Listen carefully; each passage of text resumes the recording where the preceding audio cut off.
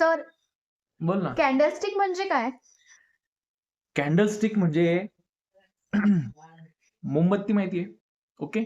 तर आपण कॅन्डल बघतो, त्याला आपण कॅन्डल म्हणतो इंग्लिशमध्ये. तर जपानीज लँग्वेजमध्ये हे कॅन्डलचे प्रकार निघालेत.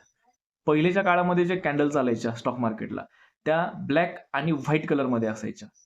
आता जेव्हा कलरफुल मीडिया आला, बरोबर आहे, तर आता ग्रीन कॅन्डल आणि रेड कॅन्डल.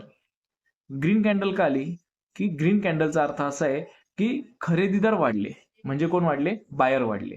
आणि रेड कॅन्डलचा अर्थ असा आहे की सेलर वाढले, म्हणजे कोण? विक्रेते वाढले. क्लिअर? तुम्हाला स्क्रीनवर दिसतंय आता. डावीकडे ग्रीन कॅन्डल आहे, उजवीकडे रेड कॅन्डल आहे. आणि रेड कॅन्डलचा जो चौकोनी भाग आहे पूर्ण आणि ग्रीन कॅन्डलचा जो चौकोनी पूर्ण भाग आहे कलरचा, त्याला आपण बॉडी म्हणतो. बॉडीच्या वरच्या साईडला आणि खालच्या साईडला दोन्ही कॅन्डलला, ग्रीन कॅन्डलला आणि रेड कॅन्डलला रेषा दिलेला आहे, त्याला आपण विक म्हणतो. म्हणजे काय? शेपूट आपल्या मराठी भाषेत. ओके. विक किंवा टेल म्हणतो. आता हे जे कॅन्डल्स आहे, हे कॅन्डल मिळून काही कॅन्डलचे प्रकार बनतात. जसं ग्रीन कॅन्डल तुम्ही बघता आता स्क्रीनमध्ये. ग्रीन कॅन्डलचा ओपन इथे दिलेला आहे.